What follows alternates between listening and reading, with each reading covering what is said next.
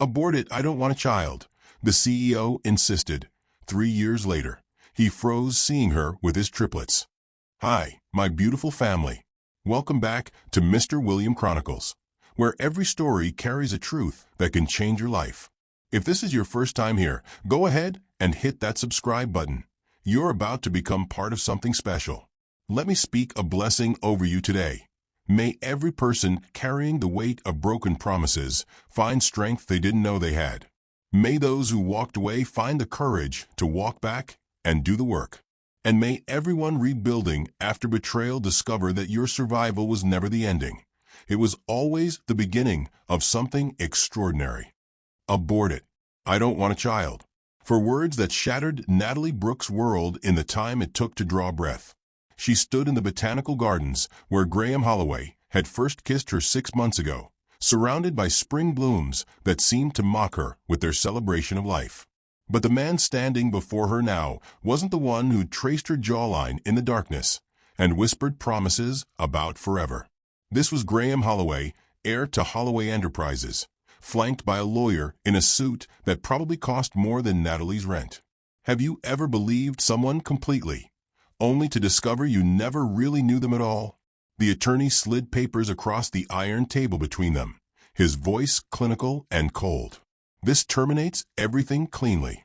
Mr. Holloway will cover all medical expenses and provide $50,000 for your discretion. Natalie's hands trembled against her stomach, still flat, still hiding the secret she'd been so excited to share. She'd imagined this moment differently. Surprise, maybe fear, but ultimately joy. His arms around her, his voice thick with emotion, saying, "We'll figure this out together." Instead, there was paperwork, money, an exit strategy. Graham. Her voice cracked on his name, desperate for him to look at her, really look at her. Say something. Tell him this is a mistake. Graham's jaw tightened, his eyes fixed somewhere over her shoulder, refusing to meet her gaze. When he finally spoke, each word landed like a stone in her chest. The wedding is in 4 months. My father's dying, and this merger with the Montgomerys is his final wish. Clarissa and I, he paused, and for a split second, something flickered across his face. Regret? Guilt? It vanished before Natalie could name it. A child would destroy everything. Everything my family built. Everything I'm supposed to protect. What about what we built?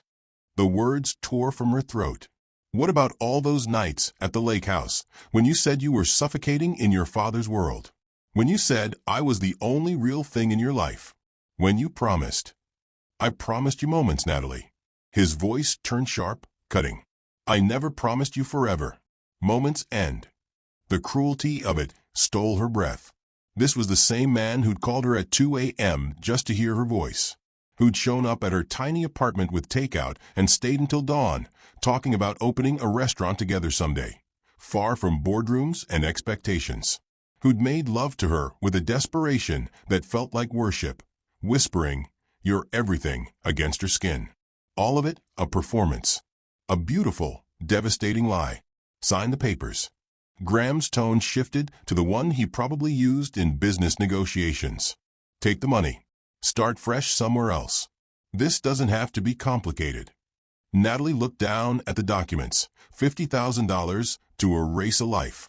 To pretend the past 18 months never happened. To disappear quietly while Graham married his convenient bride and inherited his empire. Her throat burned with unshed tears, but she refused to let them fall. Not here. Not in front of him. You think this is about money? She pushed the papers back across the table, her voice steady despite the earthquake happening inside her chest. You think you can just pay me to make this go away? I think I'm offering you a solution to an impossible situation. Graham finally met her eyes, and what she saw there was worse than anger. It was nothing. Emptiness. Like she'd already ceased to exist in his world. You're 26, Natalie. You have your whole life ahead of you. Don't throw it away on a mistake. A mistake. That's what he called the child growing inside her. The life they'd created during those stolen moments when he swore she was his escape, his truth, his future. Natalie stood, her legs barely supporting her weight. She looked at Graham one last time, memorizing the face of the man she'd loved, the man who'd never actually existed. "I'm not signing anything," she said quietly. "And I'm not getting rid of my baby. What happens next is my choice. My life. My future. You've made yours perfectly clear."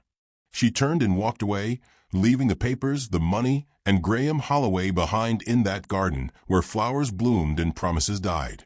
Behind her, she heard Graham call her name once, his voice cracking with something that might have been regret. She didn't look back. That night, alone in her apartment with her hand pressed against her stomach, Natalie made a promise of her own, one she would never break. "We're going to be okay," she whispered to the tiny life inside her. "I don't know how yet, but we will. And one day, he's going to see what he threw away. One day, he's going to understand exactly what he lost." She had no idea how right she was. If you've ever had to choose your own path when someone tried to choose for you, hit that like button, drop a comment with your story, and subscribe, because Natalie's journey is just beginning, and you won't want to miss what happens next. Natalie disappeared the way ghosts do, quietly, deliberately, leaving no trail for Graham Holloway to follow. She packed her life into 6 boxes, gave notice at the catering company where she'd met him, and drove 4 hours north to Riverside, the small town where her brother, Danny, had settled with his wife. The city skyline shrank in her rearview mirror, and with each mile, Natalie felt herself shedding a skin, becoming someone new out of necessity. Danny opened his front door, took one look at his sister's tear-stained face, and pulled her inside, without a single question. "You can stay as long as you need," he said simply. "Forever, if that's what it takes." The 12-week ultrasound changed everything. Natalie lay on the examination table, gel cold against her still flat stomach, watching the grainy screen with detached curiosity. The technician's expression shifted, her routine smile faltering into something between surprise and wonder. "Is something wrong?" Natalie's voice came out small, terrified. "Wrong? Oh, honey, no." The technician turned the screen, pointing to 3 distinct shapes, 3 separate rhythms, pulsing in perfect synchronization. "Everything's beautiful. You're having triplets." The world tilted. Triplets. 3 hearts beating where she'd expected 1. 3 lives Graham had wanted her to erase with a check and cold words. 3 futures she'd have to build alone. Natalie stared at the screen, unable to process the magnitude of what she was seeing. The technician's voice continued, something about healthy development, specialized care, high-risk pregnancy, but the words washed over her like static. Can I hear them?" Natalie whispered. The technician adjusted the equipment, and suddenly the room filled with sound. 3 heartbeats overlapping, creating a symphony that was both chaotic and perfect. Natalie's tears came then, unstoppable, as she listened to these 3 souls that had chosen her, that were fighting to exist despite everything. "You're going to be okay," the technician said gently, squeezing her hand. "I know it seems impossible right now, but you're stronger than you think." If you're still watching, you already know Natalie's about to face the fight of her life. Show some love, hit that subscribe button, and drop a like. Trust me, you'll want to see how this incredible woman survives what comes next. The pregnancy was brutal. Natalie's body stretched and ached in ways she'd never imagined. Morning sickness lasted all day, every day, for 5 months straight. Simple tasks like climbing stairs or putting on shoes became monumental efforts. She worked double shifts at a local bakery until her 7th month, saving every dollar, building a foundation for 3 futures. Danny and his wife, Rachel, became her lifeline. Rachel taught her about bulk shopping and hand-me-down networks. Danny built 3 cribs in what had been their guest room, his hand steady and sure, never once suggesting this was too much, too hard, too impossible. At night, when exhaustion settled into her bones like permanent weight, Natalie would lie in bed with her hands on her swollen belly, feeling 3 distinct personalities already emerging. One baby kicked constantly, fierce, demanding, letting the world know they were there. Another moved in gentle, rhythmic patterns, thoughtful, measured, already observant. The third seemed to respond to her voice, settling when she spoke, as if already seeking comfort in her presence. "I've got you," she whispered to them in the darkness. All three of you. We're going to make it. Labor came at 34 weeks, 6 weeks earlier than expected. Natalie woke at 3 a.m. to pain that felt like her body was tearing itself in half. Danny drove 90 miles an hour to the hospital, his knuckles white on the steering wheel, while Rachel sat in the back seat holding Natalie's hand through contractions that came faster and harder with each passing minute. The delivery room was chaos, monitors beeping, voices overlapping, bright lights that made everything feel surreal and terrifying. The pain was beyond anything Natalie had imagined, but underneath the terror was something else: determination. These babies were coming whether she was ready or not, and she would survive this because they needed her to. The first cry pierced through everything at 6:47 a.m., sharp, indignant, furious at being forced into the cold world. "It's a boy," someone announced, and they placed him on Natalie's chest. Tiny, wrinkled, perfect. His eyes opened for just a second, serious and watchful, before he let out another cry. "Theo," Natalie whispered, the name coming to her like instinct. "Your name is Theo."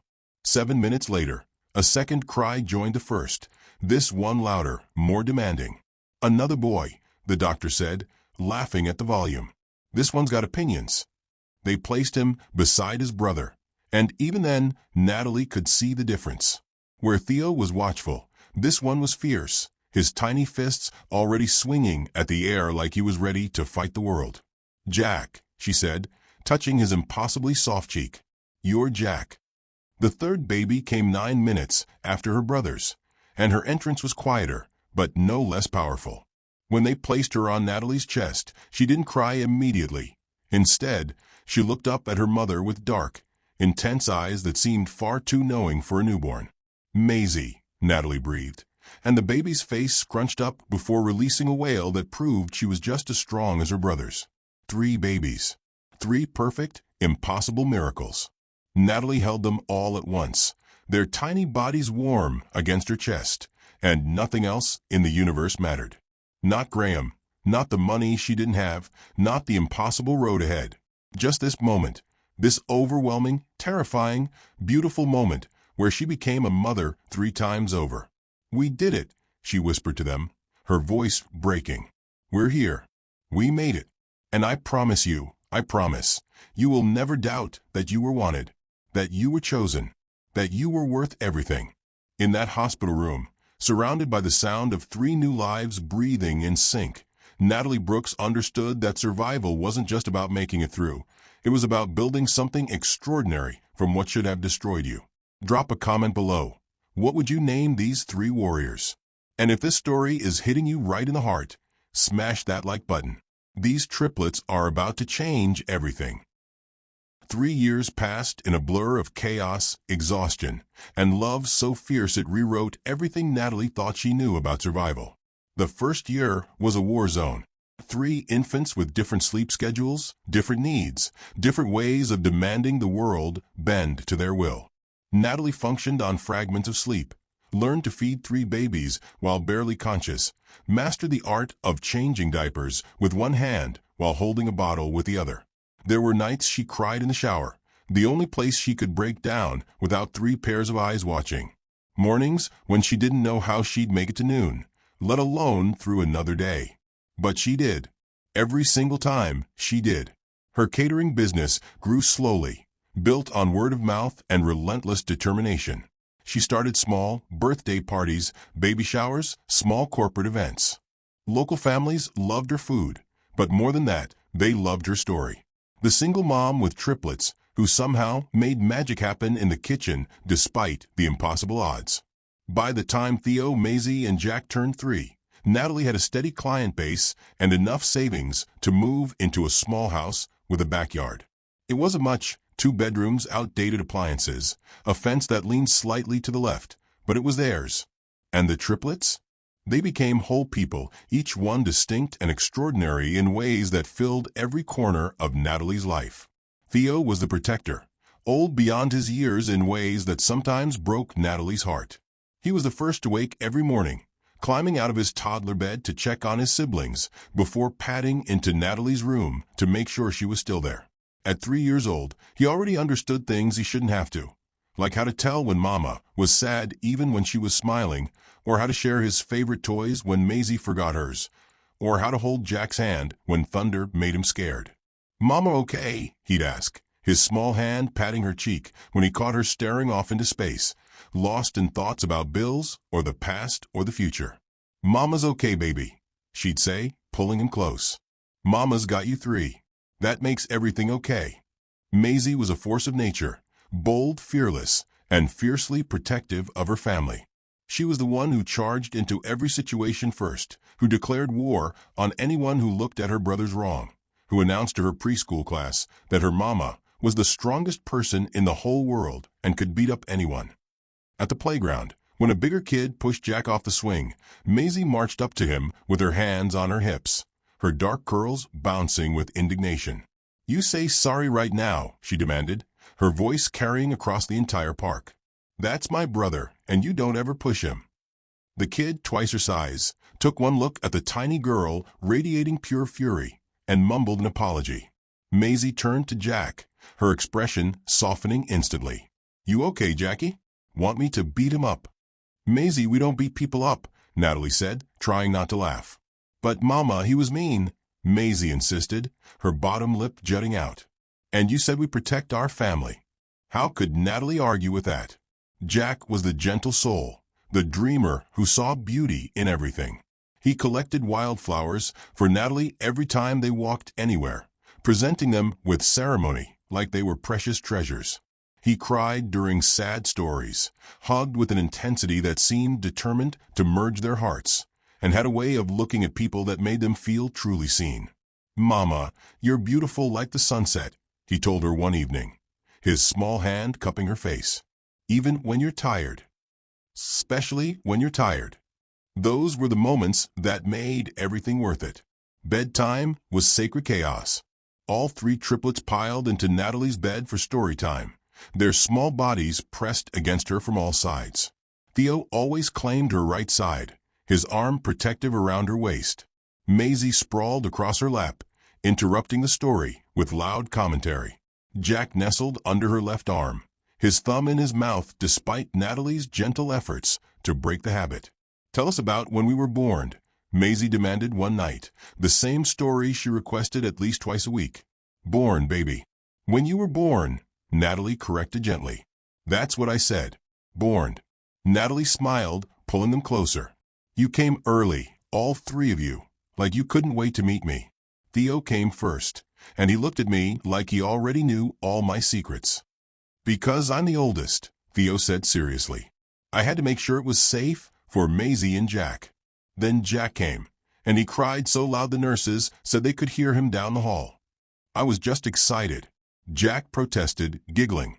"And Maisie came last, and she looked at me with these big eyes like she was already planning how to run the world." "I am going to run the world," Maisie declared confidently. "And I'm going to make sure nobody's ever mean to you, Mama. These three. These impossible, beautiful, perfect three. If you've made it this far, you're invested in this family, and they need you to stick around for what happens next. Hit that like button, subscribe to Mr. William Chronicles, and drop a comment. Which triplet is your favorite? Team Theo, Team Maisie, or Team Jack? There were hard moments, too. Times when Theo would catch Natalie crying late at night, thinking they were all asleep. He never said anything, just climbed into her lap and held her until she stopped, his small arms surprisingly strong. Once, after a particularly difficult day, when the car broke down and a client canceled last minute, Natalie sat at the kitchen table with her head in her hands, wondering how she'd make rent. "Mama." Theo's voice was soft, cautious. She looked up to find all three of them standing there in their pajamas, watching her with identical expressions of concern. "We love you," Jack said simply, climbing into her lap. So much," Maisie added, wrapping her arms around Natalie's neck from behind. Theo just pressed against her side, solid and steady and silent. In that moment, with three small bodies anchoring her to the present, Natalie understood something profound. She hadn't just survived. She'd built something extraordinary, a family forged from betrayal and transformed into pure love. She rarely thought about Graham anymore. had trained herself to stop wondering if he ever regretted his choice, if he ever thought about what he'd thrown away. The anger had cooled into something else, not forgiveness, but absence. An empty space where he used to live inner thoughts. But then the food festival happened, and everything changed. The Spring Food Festival was Natalie's biggest opportunity yet. She'd secured a prime booth location, spent 3 days preparing signature dishes, and brought her A-game. Local restaurant owners were scouting for catering partners, and this could be the break that transformed her small business into something sustainable, something secure for her children's future. The triplets were with Danny and Rachel for the day, giving Natalie rare freedom to focus entirely on work.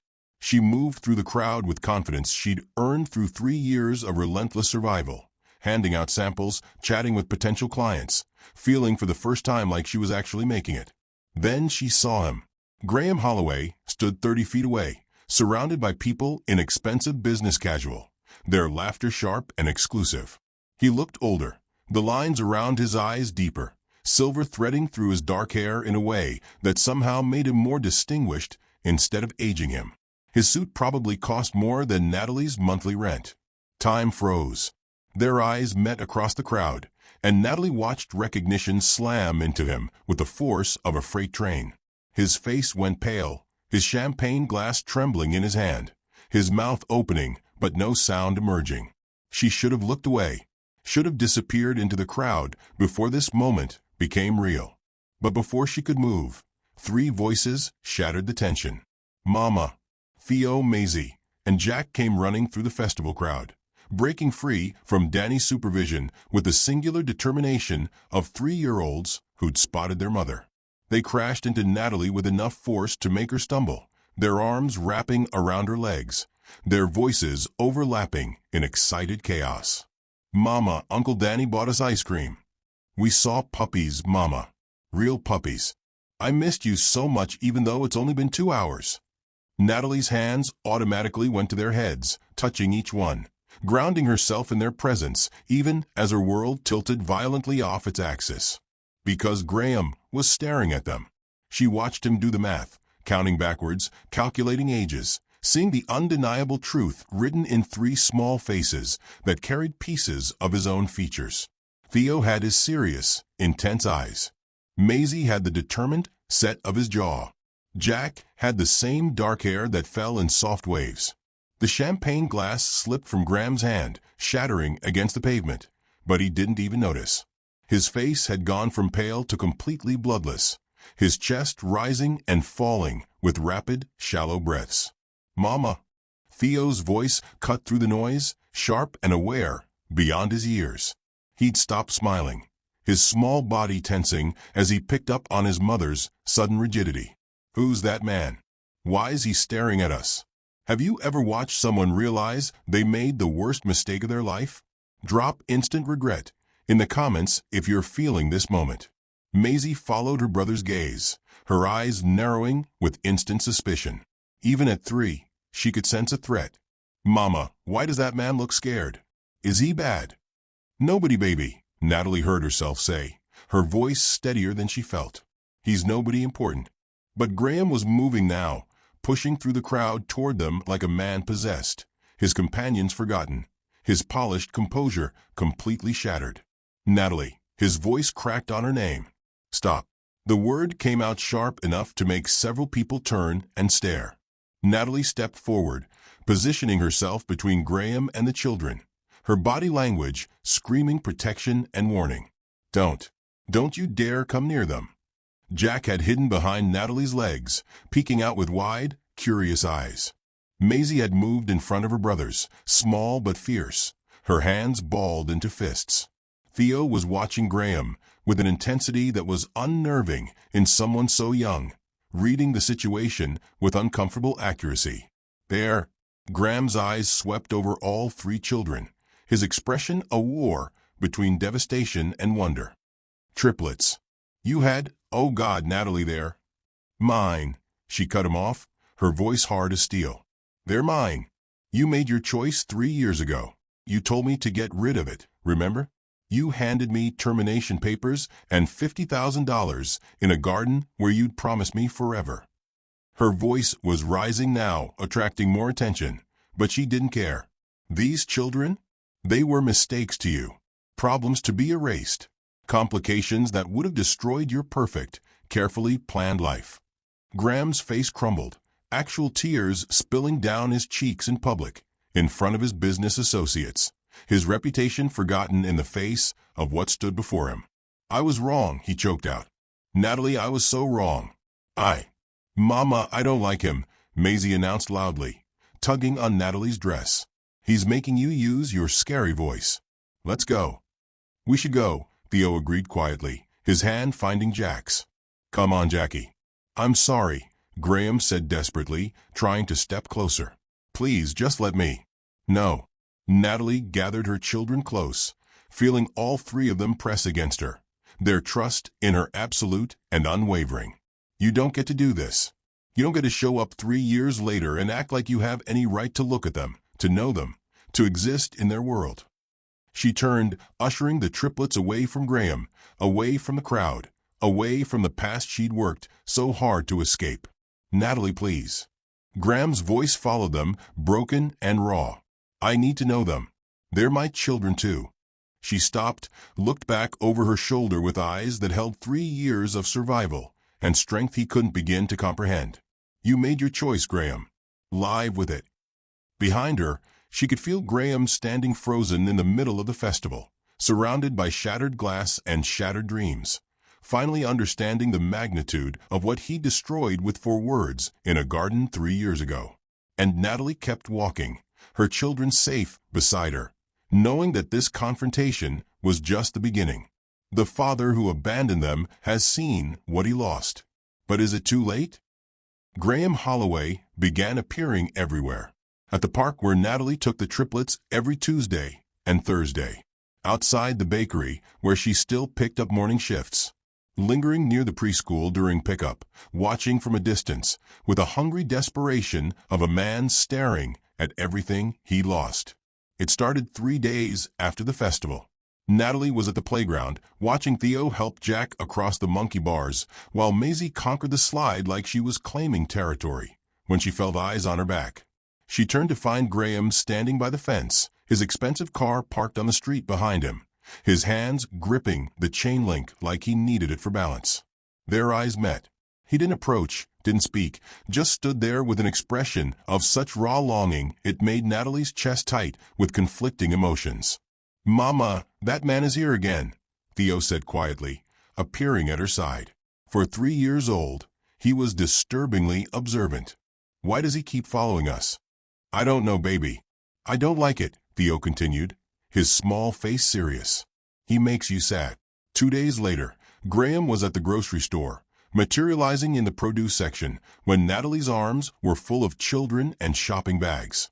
He reached for items on the top shelf she couldn't access, his movements careful, non-threatening, desperate to help in any small way she'd allow. "I don't need your help," Natalie said coldly, steering her cart away even though she did need those items. "I know," Graham replied quietly, "but I'm offering anyway." The next Tuesday he brought toys to the park, expensive, elaborate things that screamed money and desperation. A remote control car for the boys. A deluxe art set for whoever wanted it. Maisie took one look at the offerings and crossed her arms. "We don't want your stupid toys. Go away. We don't need you." Her voice carried across the entire playground, making other parents turn and stare. Natalie felt her face flush, but she didn't correct her daughter. Because Maisie was right, wasn't she? They didn't need him. Jack, ever the gentle soul, looked at the toys with obvious longing, but stayed pressed against Natalie's side, torn between desire and loyalty. "Mama, can we?" "No, baby," Natalie said firmly, her eyes locked on Graham. "We don't accept gifts from strangers." "I'm not a stranger," Graham said, his voice rough. "I'm there." "Don't." Natalie's warning was sharp. "Don't you dare finish that sentence." Theo hadn't said anything, just stood there studying Graham with those 2 wise eyes, cataloging everything, processing in that quiet way of his. After the 4th incident, Graham showing up at the bakery where Natalie worked, Ordering coffee he didn't drink just to be near her, she finally confronted him in the parking lot. If you're still here watching Natalie fight for her family, show some love. Hit that subscribe button and drop a like. This mama warrior needs your support for what's coming next. This is harassment, Natalie said, her voice low and fierce. You're stalking us, Graham. Leave us alone, or I swear I'll call the police. I'm in public places, Graham replied, and she could hear the lawyer-coached response in his tone. I'm not threatening you. I'm not approaching the children without permission. I'm just existing in the same town. Why? The word exploded from her chest. Why now? Why show up after 3 years of silence and think you have any right to disrupt our lives? Graham's careful composure cracked. Because I made the worst mistake of my life, he said, his voice breaking. Because I see them and I see everything I threw away. Because I want to know my children, Natalie.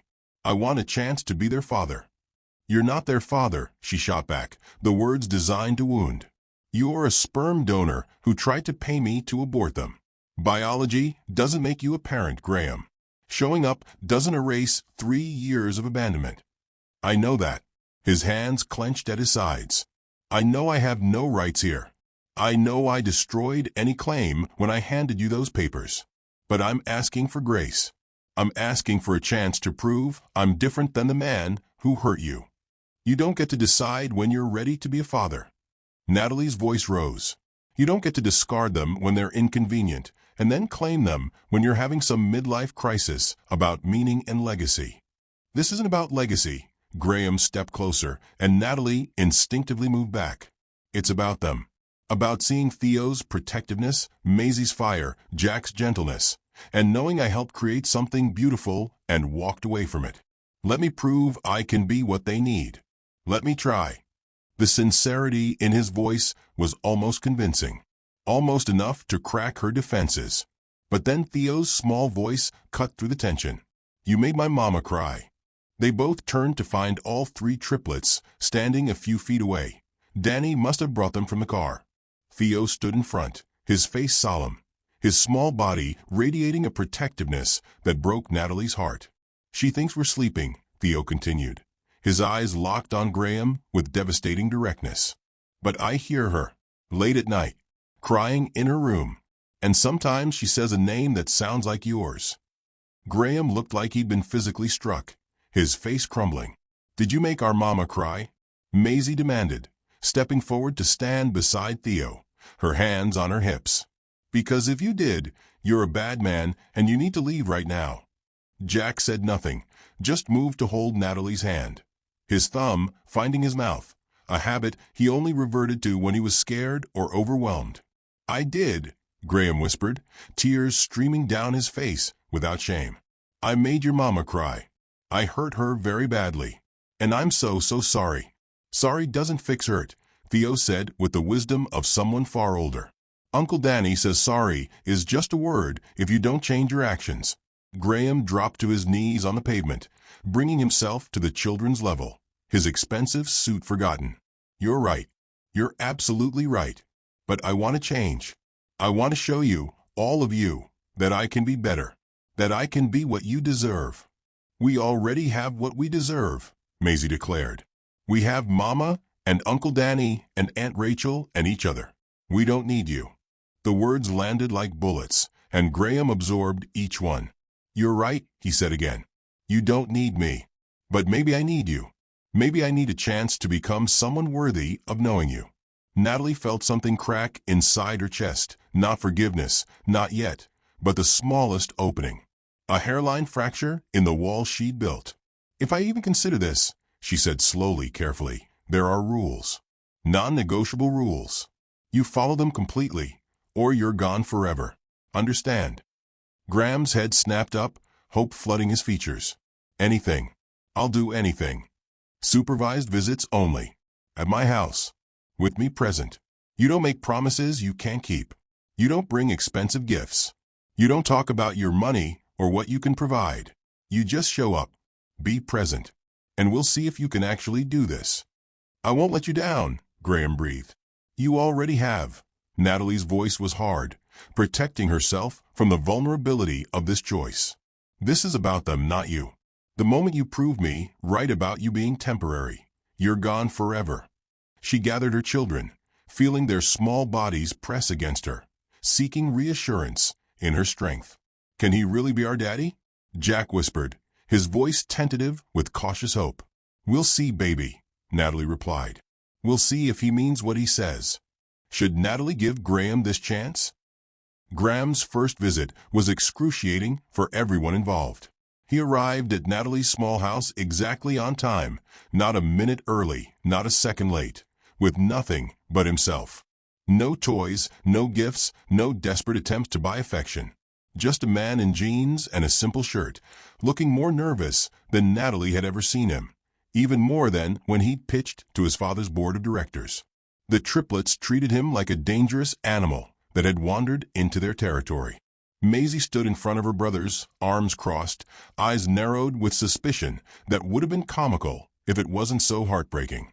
Theo watched from Natalie's side, his small hand gripping her leg, his expression unreadable. Jack hid halfway behind the couch, peeking out with wide eyes that held equal parts curiosity and fear. "Hi," Graham said, his voice rough with emotion. He stayed by the door, not moving forward, giving them space to decide if he was safe. I'm Graham." "We know who you are," Maisie announced. "You're the man who made Mama cry. Mama said you want to know us, but I don't know if we want to know you." Natalie's throat tightened. Her daughter, fierce, protective, only 3 years old, but already guarding her family like a warrior. "That's fair," Graham said, and to his credit, he didn't try to minimize it or make excuses. "I did make your mama cry. I made very bad choices, and I hurt someone I should have protected. I can't undo that. But I'm here now, because I want to try to be better. If you'll let me." "Why should we?" Theo's voice was quiet, but direct. "You didn't want us before." The words hung in the air like a sword, and Graham visibly flinched. Natalie almost intervened. These were children. They shouldn't have to carry this weight. But something stopped her. They deserved truth, even uncomfortable truth. And Graham deserved to face the consequences of his choices. "You're right," Graham said, his voice cracking. "I wasn't ready to be your father when you were born. I was scared and selfish, and I made the worst decision of my life. But being ready and being willing are different things. I wasn't ready then, but I'm willing now. Willing to learn, willing to mess up and try again, willing to show up every single day, if you'll give me the chance." Silence stretched between them, broken only by the tick of the kitchen clock and the sound of traffic outside. Then Jack did something that changed everything. He emerged from behind the couch, clutching his favorite stuffed dinosaur, a battered green T-Rex named Rory that went everywhere with him. He walked slowly toward Graham, his thumb in his mouth, his eyes studying this stranger who claimed to want to be their father. "Do you like dinosaurs?" Jack asked, his voice muffled around his thumb. Graham's face transformed, hope and gratitude and overwhelming emotion washing over his features. I don't know much about them, but I'd like to learn. Will you teach me?" Jack considered this for a long moment, then nodded solemnly. "Okay, but you have to learn the right names. Lots of people get them wrong, and it makes the dinosaurs sad." "I promise I'll learn the right names," Graham said seriously, treating Jack's concern with the gravity it deserved. Jack climbed onto the couch, patting the spot beside him. Graham looked at Natalie, silently asking permission. She nodded once, and he moved slowly, carefully, sitting where Jack indicated. For the next 20 minutes, Jack explained his extensive dinosaur collection with a passionate intensity only a 3-year-old could muster. Graham listened like Jack was sharing the secrets of the universe, asking questions, admiring plastic figurines, absorbing every detail.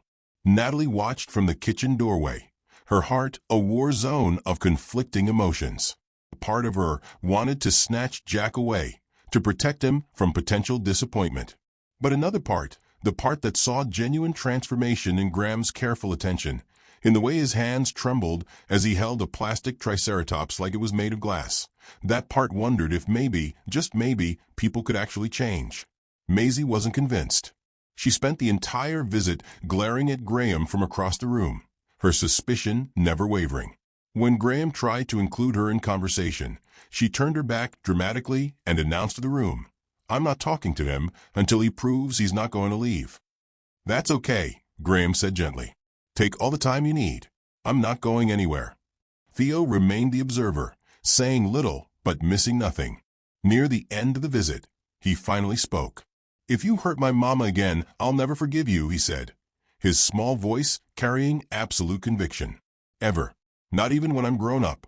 "I understand," Graham replied, meeting Theo's intense gaze. "And I promise I'll do everything I can to never hurt her or any of you again." "Promises are easy," Theo said, sounding far too old for 3. "Uncle Danny says what matters is what you do, not what you say." "Your Uncle Danny is a smart man," Graham said. "And you're right. So I'm going to show you, okay? With my actions. Every single day." When the visit ended, Graham stood to leave, and Jack surprised everyone by wrapping his small arms around Graham's legs in a spontaneous hug. "You can come back," Jack said simply. "I have lots more dinosaurs to show you." Graham's eyes filled with tears. He looked at Natalie, silently asking if he could return this affection, and when she nodded, he bent down and carefully, gently hugged Jack back. "Thank you," he whispered. "That means everything to me." The visits became routine over the following months. Graham showed up exactly when promised, never pushing for more than Natalie allowed, slowly earning microscopic increments of trust. He learned that Maisie needed consistency before she'd even consider softening. He had to prove through relentless reliability that he wouldn't disappear. He discovered that Theo responded to honesty, even painful honesty, and that sugarcoating things only made the boy more suspicious. He understood that Jack needed gentleness and patience, space to approach on his own terms rather than being pursued. The breakthrough with Maisie came 6 weeks into supervised visits. Graham had been reading them a story, one of those chaotic sessions where Jack interrupted every other sentence with questions, Theo corrected minor details, and Maisie pretended not to listen while actually hanging on every word. Afterward, as Graham was preparing to leave, Maisie suddenly spoke. "My friend Emma at preschool has a daddy who picks her up every day," she said, not looking at Graham, her voice carefully casual. "He brings her snacks and pushes her on the swings, and sometimes they go for ice cream." Graham's heart stopped. He glanced at Natalie, who gave him a slight nod, permission to engage. "That sounds nice," Graham said carefully. "What kind of snacks does he bring?" "Fruit snacks. The good kind with the sparkles." Maisie finally looked at him, her eyes testing, challenging. "Could you, if you were someone's daddy, would you bring snacks?" "If I were someone's daddy," Graham replied, understanding the weight of this moment, "I would bring whatever snacks they like best. And I would push them on swings as high as they wanted to go. And I would absolutely take them for ice cream, especially on Fridays." "Fridays are the best ice cream days," Maisie agreed seriously. Then, so quietly Graham almost missed it, "Maybe next time you could bring fruit snacks. The good kind. For all of us. Not just me." "I would be honored," Graham said, his voice thick with emotion. It wasn't acceptance, not yet. But it was a door opening, just a crack, just enough to let in the smallest ray of light. Theo's wall took longer to breach. He never rejected Graham outright, but he never fully engaged either. He was polite, civil, watchful, always protecting his mother and siblings, always ready to intervene if Graham proved unworthy. It was exhausting and impressive in equal measure, this 3-year-old carrying the weight of the family's emotional security. The shift came during an ordinary Tuesday afternoon visit. They were coloring at the kitchen table, Jack working on an elaborate dinosaur scene, Maisie creating what she claimed was a portrait of their family, though it looked more like colorful scribbles, and Theo drawing with his usual intense focus. Graham sat with them, working on his own picture, when Theo suddenly put down his crayon. "Why weren't you ready?" he asked, his eyes direct and unforgiving. "When we were going to be born. Why weren't you ready to be our daddy?" The kitchen went silent. Natalie, who'd been preparing snacks at the counter, froze. Jack and Maisie stopped coloring, sensing the gravity of the moment. Graham took a deep breath, choosing his words with the care they deserved. "I was raised by a father who didn't know how to love," he said slowly. He taught me that success and money and power were the most important things. That feelings were weakness. That family was about duty, not love. By the time I met your mama, I believed all of that. I thought being a father would trap me, would ruin my life, because I didn't understand that children, that you three, could be the best part of living. He paused, his voice growing rougher. I wasn't ready because I didn't know who I was yet. I didn't know that the life I was living was empty. That all the success in the world means nothing if you're alone. Your mama tried to show me that, but I wasn't listening. And by the time I figured it out, I'd already lost everything that mattered. Theo absorbed this, his small face serious. Are you ready now? I don't know if anyone's ever completely ready to be a parent, Graham admitted. But I'm here, and I'm willing. And I promise I'll keep showing up, even when it's hard, even when I mess up, even when you're angry with me. Because you three, you're worth showing up for. Theo studied him for another long moment, then returned to his drawing. An hour later, as Graham was leaving, Theo did something unexpected. He walked over, looked up at Graham with those intense, knowing eyes, and said, "You can stay. But if you make Mama cry again, I'll never forgive you. I mean it." "I know you do," Graham said seriously. "And that's fair. That's more than fair. Okay then." Theo held out his small hand for a handshake, like he'd seen adults do. "We have a deal." Graham shook his hand solemnly, understanding he'd just been given something precious and conditional, a child's trust, offered with terms he had to honor or lose everything. The real test came 3 months into regular visits. Jack spiked a fever that climbed so fast Natalie barely had time to panic before they were rushing to the emergency room. It was Graham's scheduled visit day, and he was already at the house when the crisis hit. Natalie's hands shook as she grabbed her keys, her mind racing with worst-case scenarios. "Let me drive you," Graham said immediately. "And let me take Theo and Maisie.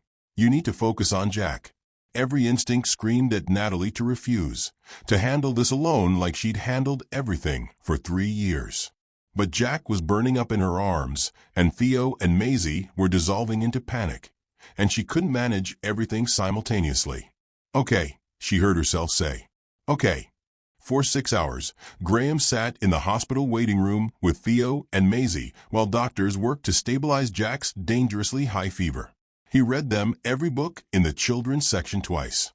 He bought them snacks from the vending machine and didn't say a word when Maisie's juice box spilled all over his shirt. He held Theo when the boy finally broke down crying, terrified his brother might not be okay. "Jack's strong," Graham murmured into Theo's hair. "Just like you. Just like Maisie. Just like your mama. He's going to be fine. You promise." Theo's voice was small, vulnerable in a way Graham had never heard. "I promise I'll be right here until we know he's okay," Graham said carefully, not making promises he couldn't keep. "And I promise you're not alone in being scared. I'm scared too." The honesty seemed to help more than false reassurance would have. When the doctors finally stabilized Jack, a severe ear infection that had spread, scary but treatable, Natalie emerged from the treatment room looking exhausted and relieved. She found Theo and Maisie asleep in Graham's arms, his expensive shirt ruined with juice and tears and exhaustion, his face peaceful in a way she'd never seen. "Thank you," she whispered, and the words cost her something, an admission that he'd helped, that he could be useful, that maybe he wasn't entirely the monster she'd built him into. Graham looked up at her, careful not to wake the sleeping children. "Can we talk? Just 5 minutes."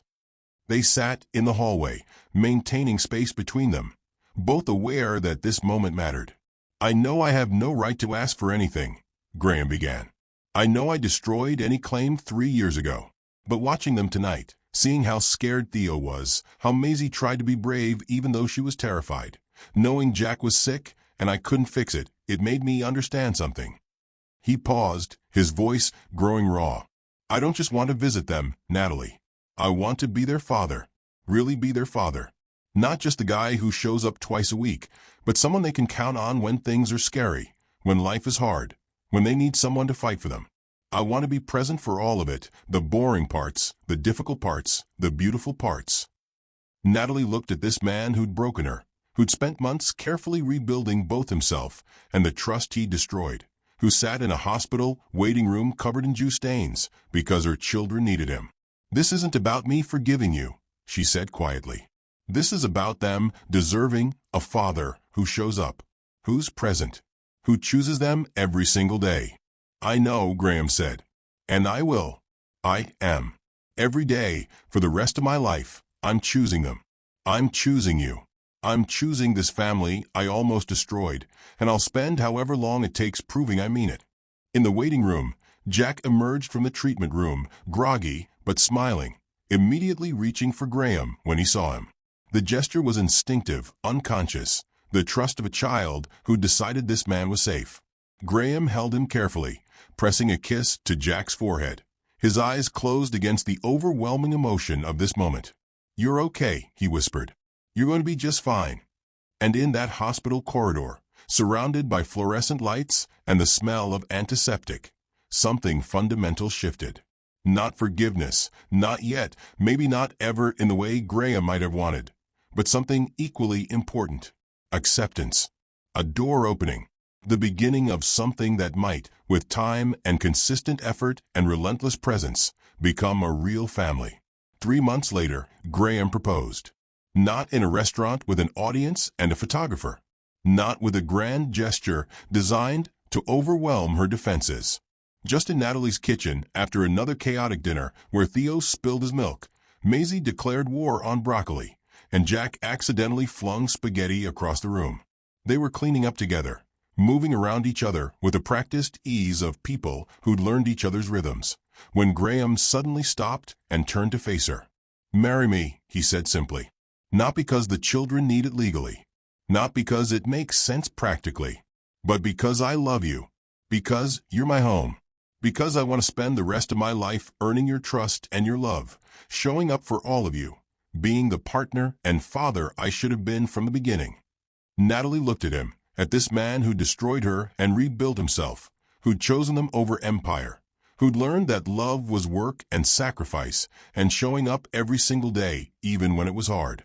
"Yes," she said, and felt something release in her chest, the last piece of armor she'd been carrying, the final wall protecting her from the possibility of being hurt again. They kissed, gentle and full of promise, while their children played in the next room, their laughter the soundtrack to this new beginning. The wedding was small, intimate, just family and close friends on the beach, where Natalie used to take the triplets when Jack couldn't sleep, when Maisie needed to run wild, when Theo needed space to think. The same beach where she'd made a promise 3 years ago that they would survive, not knowing they'd do more than survive, they'd thrive. The triplets served as the wedding party, chaotic and perfect in their imperfection. Maisie scattered flower petals with dramatic flair, announcing loudly that her mama was the most beautiful bride in the whole entire world. Jack carried the rings, taking his responsibility with solemn seriousness that made the guests smile. Theo stood beside Graham, his small hand in his father's large one, his face serious as he watched his mother walk down the makeshift aisle. When the officiant asked if anyone had objections, Theo spoke up. "I have something to say," his clear voice carried across the small gathering. Everyone froze, fear flickering across Graham's face. But Theo just looked at Graham with those intense eyes and said, "You promised you wouldn't leave. You promised you'd stay even when things are hard. Are you keeping that promise?" "I am," Graham said, his voice thick with emotion. "I'm keeping that promise for the rest of my life." Theo nodded, satisfied. "Okay then, you can marry my mama." The crowd laughed, tension breaking into joy, and the ceremony continued. Afterward, as the sun set over the ocean painting the sky in impossible colors, the 5 of them stood together at the water's edge. Theo held Natalie's hand on one side, Graham on the other. Maisie was on Graham's shoulders, her hands in his hair, surveying her kingdom. Jack was pressed against Natalie's legs, his dinosaur clutched tight, his contentment radiating like warmth. "We did it," Natalie whispered to Graham, watching their children play in the surf, their laughter mixing with the sound of waves. "We actually did it." "You did it," Graham corrected gently. "You survived when I tried to destroy everything. You built this family from nothing. You taught me that transformation is possible, That forgiveness isn't the same as forgetting.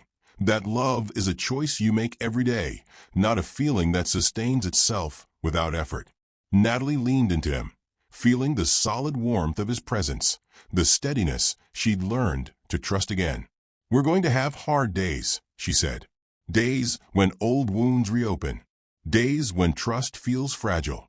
Days when I remember that garden and those papers, and I feel the pain all over again." "I know," Graham said, "and I'll be here for all of them. The hard days, the beautiful days, the boring days, the impossible days. All of it. Forever." Their children ran toward them, soaking wet and covered in sand, demanding attention with the urgent joy only children could muster. Graham scooped up Jack and Maisie while Natalie lifted Theo, all five of them laughing as waves crashed around their feet. This was their proof that redemption was possible, that forgiveness could heal wounds that should have been fatal, that some mistakes became the foundation for something stronger than what existed before. Not perfect, never perfect, but real, honest, worth every tear, every struggle, every moment of choosing courage over safety. A family forged through fire, transformed by forgiveness, and bound together by the daily choice to keep showing up, keep trying, keep loving, even when love required everything they had to give. And as the sun disappeared below the horizon, leaving them silhouetted against the darkening sky, their laughter carried on the wind, proof that broken things could heal, that absent fathers could become present, that love was always worth fighting for. Always. If this story touched your heart, if it reminded you that second chances are possible when someone does the real work of transformation, leave a like. Share this with someone who needs to hear that redemption is real. And subscribe to Mr. William Chronicles, because every story we tell carries a truth worth holding on to. Thank you for being part of this family's journey.